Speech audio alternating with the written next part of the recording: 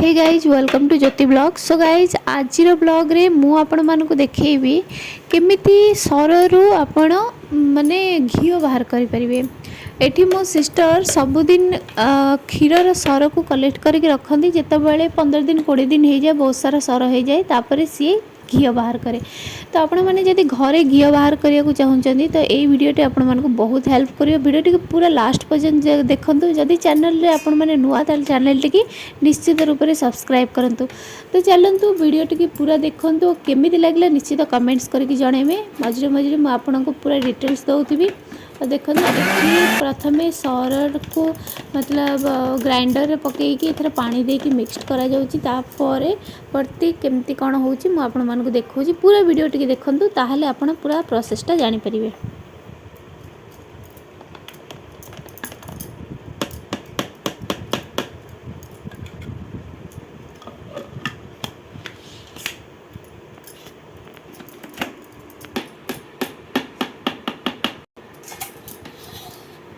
ये देखंतु पूरा लहुणीटा आसिक ऊपर रही या आउ थे टे ग्राइंडिंग करा ताकि पूरा लहुणीटा ऊपर को पलै आसे। तो देखंतु पूरा लहुणीटा ऊपर को पलै आसला। एको एबे बाहर करदेबे माने ये जो क्षीरटा रही ता ऊपर से लहुणीटा को अलगा करदेबे ताकि से लहुणी की ही बसैकी घी बाहर कर। तो केमती कौन कर मैंने देखते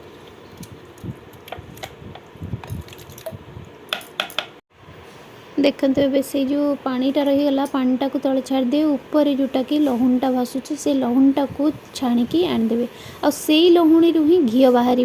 तो पूरा वीडियोटा देखो लास्ट पर्यंत केमती घी बाहर करा जाउची पूरा देखी वीडियो रे ताकि आपको बहुत हेल्पफुल हम। देखो ए पानीटा यूज हेनी पानीटा को फोपाड़ दिज्व खाली लहुणीटारू ही घी बाहर करा।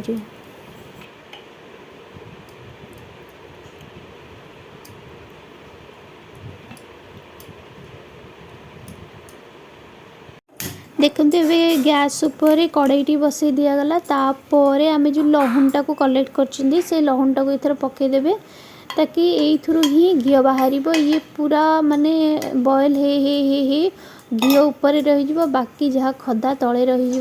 तो चलतु देखु पूरा एथर केमती घी बाहर पूरा मस्त लगे देखा घीर जो स्मेलटा एत अट्राक्ट करे। आपण मैंने जो निजे बनइबे से जानवे जे केते माने इजी प्रोसेस। तो पूरा वीडियोटा को देखंतु एबे केमती कौन करा जाउची। मिनिमम छाड़ियो आधा घंटा क्वांटिटी कि ना एति क्वांटिटी केते आधा घंटा लागि जिवो घी बारी ऊपर लागियो आधा घंटा ऊपर लागि जिवो।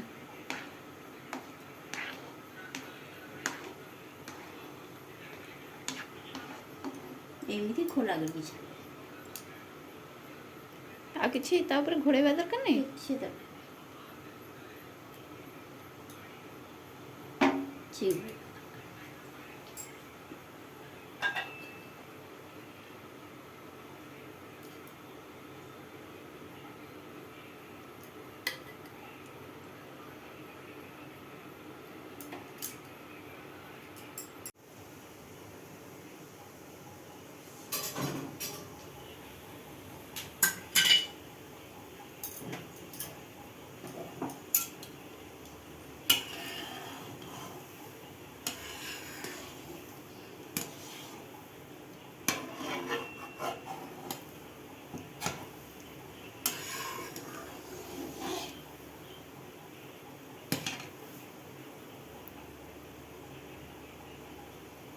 गोटे भल जालीटे मुझे स्पेशली किनी पूरा कोण थाई जालीटा आनी जमती यहाँ पास करनी गुड़ाक खदा गुड़ा पास कर जाली किनी जाली कौट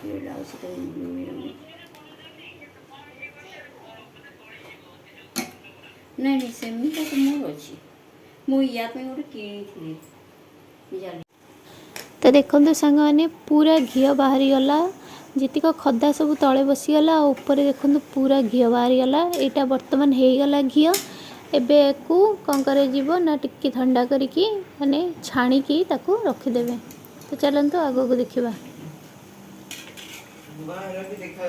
तो फ्रेंड मैंने देखूँ एबे घी पूरा टिके ठंडा हो गला माने पूरा ठंडा है कि ठंडा हेल्ले पूरा बसीज से छाणीदे जीतिक तले खदा से सब रही तो ये हो गला फाइनल घी बाहरी गला। तो वीडियोटी आपको केमती लगे निश्चित कमेंट्स करके जनइबे।